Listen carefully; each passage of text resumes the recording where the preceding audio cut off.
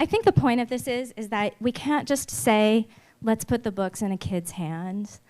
It's like teaching. You can't just, or project-based learning, you don't just roll out the balls. It doesn't work that way. So you have to think about it in the ways that you can build critical readers. And I recognize that this can be a lot more difficult to do in the library. Although you can do it one-on-one, you can do it in book clubs, you can do it in collaboration with an English teacher if you have that opportunity, but it is, I think what's the most important takeaway is that you just don't roll out the balls. You don't put the diverse books in front of the white kids and think that they're gonna get something out of it.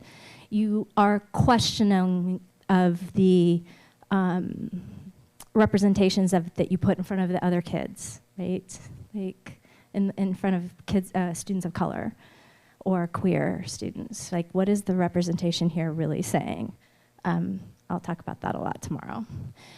So one thing that I think is really important, and this is a drum I have been banging since 2012 when I finished my dissertation, which is you have to define information beyond school. When you ask kids about information, they think about it as discrete and specific and generally textually related unless it's coming from the teacher, right? They don't think about it as experience. And they definitely didn't think about it as emotion. But when I sat down and had interviews with the kids, and I was like, how did the book make you feel?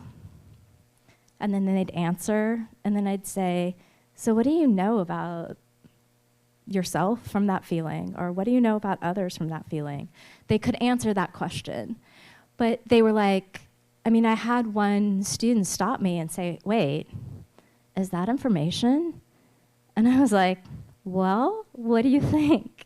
And so we had a conversation about information. And if information is anything that's informing, right?